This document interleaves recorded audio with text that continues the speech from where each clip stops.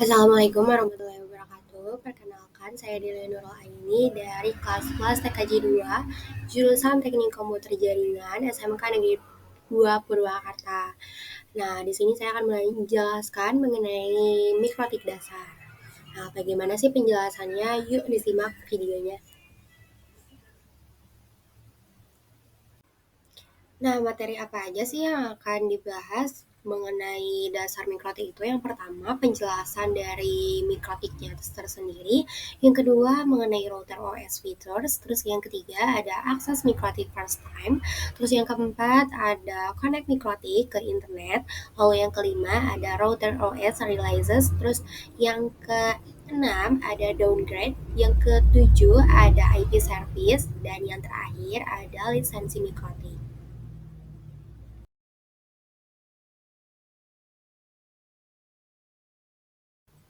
Nah, yang pertama ini kita menjelaskan mengenai mikrotik. Jadi penjelasan tentang asal muasal dari mikrotik itu.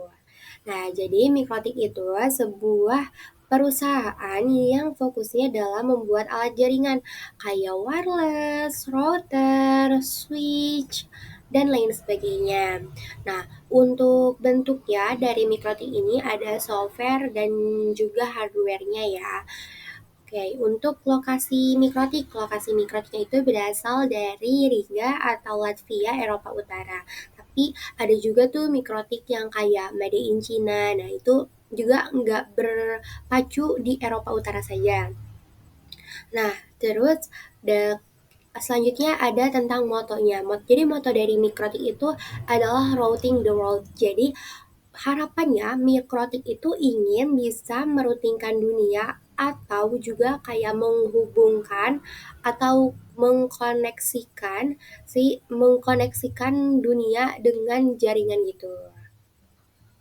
Nah, untuk foundernya juga founder dari Mikrotik itu ada John Trolley dan Ernest Reinstein. Nah, jadi kalau misalnya ketemu nih sama foundernya dari Mikrotik itu kita udah tahu dong namanya itu berarti John Trolley dan Ernest Reinstein.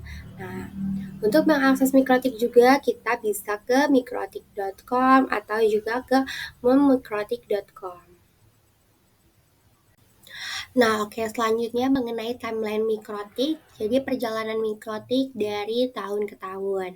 Nah, awalnya pada tahun 1996 ini mikrotik ditemukan atau founded uh, atau juga si mikrotik itu baru muncul lah. Tapi sebenarnya sebelum tahun 1996 itu sudah ada mikrotik ini, tapi dibuatnya itu softwarenya dibikinnya itu di PC pada tahun 2002. Nah, di tahun 1997 itu muncullah router OS software itu ya yang ada di PC itu. Nah, yang selanjutnya di tahun 2002 muncullah produk baru yang di launching sama Mikrotik, yaitu ini perangkat router board pertama. Kemudian di tahun 2006, Microtip User Meeting atau MUM pertama itu ada Freeway Czech Republic. Nah, di tahun 2015, MUM terbesar Indonesia ya, yang paling besar itu di Indonesia 2.500 lebih. Nah, jadi yang hadir pada sosialisasi atau perkumpulan membahas tentang mikrotik ini tuh ada banyak, dari mulai ISP, lalu NAP, terus ada FG juga, itu tuh semuanya bersosialisasi mengenai mikrotik. Semuanya itu ingin tahu mengenai knowledge, pemahaman tentang fitur-fitur yang ada di mikrotik itu ada apa aja sih gitu. Nah, selanjutnya menjelaskan mengenai sertifikasi di mikrotik. Saya akan menjelaskan secara singkatnya sajalah sertifikasi di Mikrotik ini. Yang pertama itu sertifikasinya secara berjenjang, yang kedua masa berlakunya hanya 3 tahun, dan yang ketiga perpanjangan cara ujian lagi. Nah, di sini ada gambaran mengenai Mikrotik. Mikrotik ini dari MTCNA dibagi-bagi lagi ya, dan itu tuh ada banyak juga. Di sini saya akan jelaskan. Jadi yang pertama itu ada FTCNA. Di Mikrotik ini belajar tentang pengenalan mikrotik. Nah, ada firewall, kemudian wireless, lalu ada DHCP. Pokoknya ada banyak lah di situ. Nah, terus di MTCNA itu dibagi lagi menjadi ada yang ini MTCRE. Nah, di MTCRE itu membahas tentang routing, terus menjelaskan tentang dynamic routing juga, lalu ada OSPF routing juga. Nah, di MTCR itu membahas tentang bagaimana cara kita memanage traffic di kantor juga. Terus selanjutnya ada yang MTCSE ini fokusnya dengan security. Terus kalau misalnya yang ini MTCSWE itu fokusnya terhadap switch engineer yang fokus terhadap layar. Nah, untuk yang lainnya itu juga memiliki fungsinya masing-masing. Nah, jadi kan mikrotik itu terbagi menjadi dua, ada yang router baud sama yang router OS. Nah, kalau OS itu kan bentuknya kayak Windows ya, kita bisa di-download di PC atau di server dan lain sebagainya. Kenapa sih kita harus download juga di PC? Soalnya kalau misalnya kita download di PC itu lebih simple dan kita juga bisa menggunakannya itu sesuai keinginan kita, istilahnya kayak bisa custom. Nah, beda lagi kalau misalnya kita langsung menggunakan di perangkatnya, misalnya kayak di router botnya itu. Contoh aja nih ya, misalnya kita lagi menggunakan si router bot nih. Nah, tiba-tiba ada petir tuh. Nah, maka perangkatnya itu akan ya semuanya rusak.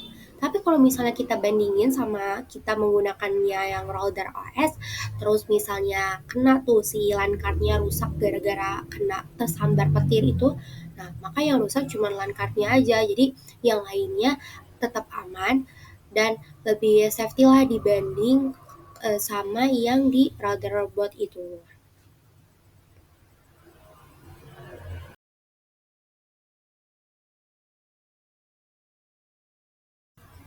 Nah, router OS Features ini support di 802.11 wireless network. Nah, yang kedua, ini bisa menggunakan routing juga kayak RIP, OSPF, Wikipit, terus RIP-NG, terus ada OSPF V3. Terus yang ketiga, ini router OS fitur juga bisa untuk firewall dan net, terus point-to-point tunneling, terus ada tools kayak bandwidth stats, terus storage, mapping, MRTG, dan lain-lain.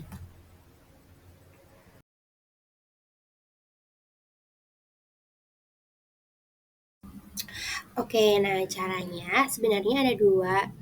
Tapi selain dari kedua ini, dari Winbox atau Webfig itu juga bisa menggunakan cara lain.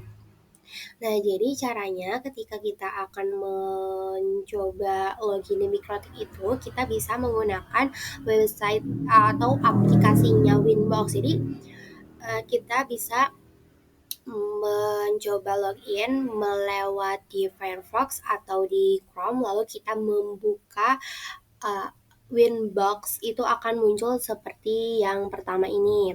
Nah, jika kita muncul seperti ini, maka bisa di-download mau yang 32 bit atau yang 64 bit. Nah, jika sudah di-download, maka aplikasi tersebut akan segera dipasang ya.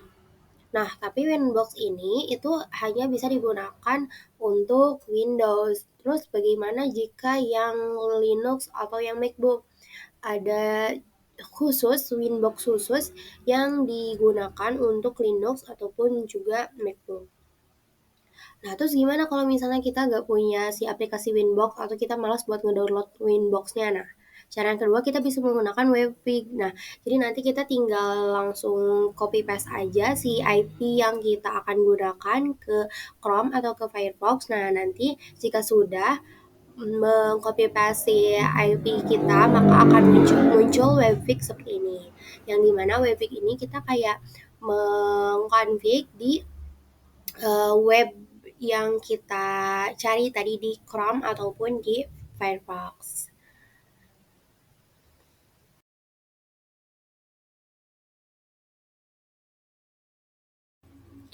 Nah, terus gimana sih cara kita koneksikan mikrotik ke internet? Nah, yang pertama kita harus memastikan terlebih dahulu koneksi fisiknya.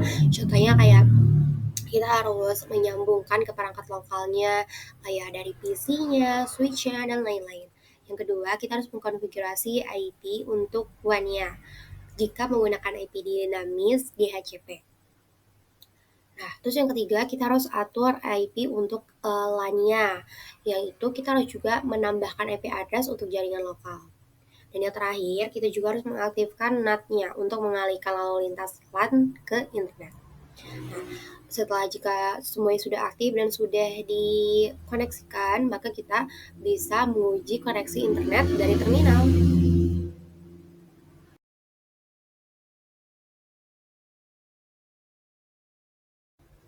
Nah, router OS Reliance itu jenis-jenisnya dibagi menjadi beberapa macam. Yang pertama ada long term, terus juga ada stable, terus ada testing, dan juga ada development. Nah, development itu termasuk ke yang opsional.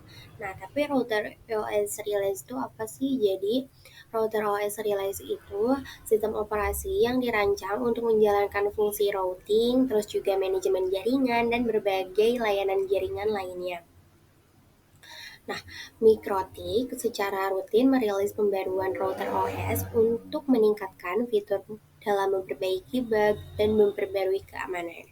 Oke, yang pertama ini ada long term. Long term itu karakteristiknya versi yang paling stabil dan dirancang untuk digunakan pada sistem produksi. Sedangkan jika dibandingkan dengan stable, stable itu versi yang telah diuji cukup matang dan siap digunakan secara luas. Jika dibandingkan lagi dengan testing, itu versi yang dirilis untuk pengujian fitur baru dan eksperimen. Sedangkan development itu channel khusus untuk pengembangan awal fitur. Nah, kalau misalnya yang long term itu cocok untuk pengguna yang mengutamakan keandalan dan minim resiko gangguan. Sedangkan untuk yang stable itu cocok untuk sebagian besar pengguna yang menginginkan fitur terbaru tanpa risiko yang besar. Dan sedangkan kalau misalnya yang testing itu cocok untuk pengembang seperti penguji atau pengguna yang ingin mencoba fitur terbaru. Dan yang terakhir untuk yang di development itu cocok untuk tim internal mikrotik dan pengembangan ahli. Nah, terus bagaimana sih cara upgrade dari router iOS Realizes itu? Yang pertama, kita upgrade ini tuh digunakan untuk fix bug, security, dan news feature, dan lain-lain. Jadi, yang sudah dijelaskan tadi, jadi upgrade-nya itu dikarenakan ada masalah atau bugs. Yang kedua, ada security mikrotik, menyarankan agar selalu melakukan upgrade ke router versi yang terbaru. Jadi, supaya si mikrotik kita juga nggak tertinggal sama yang lain, agar setiap kita upgrade itu akan menggunakan fitur-fitur yang terbaru. Yang ketiga, itu harus memperhatikan kompatibilitas terhadap jenis arsitektur dari si hardware tersebut. Jadi, kita biar tahu tuh, agar tidak terjadi bugs, kita juga harus mengecek si hardware-nya juga. Nah, yang mengenai upgrade package from router ini lebih gampang jika kita sudah terhubung pada internet dan kita juga bisa mengupgrade-nya dengan keadaan secara manual.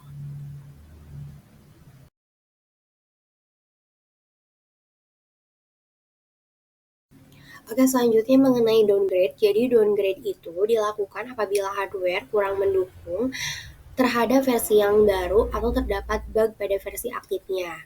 Downgrade harus memperhatikan jenis arsitektur pada hardware tersebut.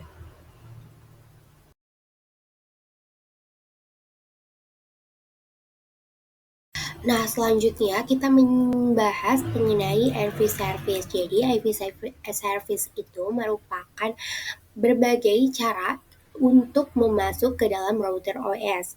Yang kedua, dapat digunakan untuk membatasi user login dari salah satu service dengan mematikan atau merubah delay port pada service. Selanjutnya mengenai lisensi mikrotik. Jadi ketika membeli semua tipe yang router board itu akan include dengan lisensi di dalamnya. Terus yang kedua, lisensi menentukan fitur-fitur yang dimiliki oleh setiap router. Jadi setiap routernya itu punya fitur yang berbeda-beda. Terus yang ketiga, terdiri dari level 0 sampai level 6. Terus yang terakhir, lisensi akan hilang jika kita menguninstall si menguninstall tanpa menggunakan non-mikrotik. Terima kasih untuk semuanya yang sudah menyimak materi mengenai dasar mikrotik. Semoga dari pembahasan tersebut dapat bermanfaat bagi kita semua. Mohon maaf jika dalam penyampaian saya ada kalimat yang kurang baik. Wabillahi taufiq wal hidayah. Wassalamualaikum warahmatullahi wabarakatuh.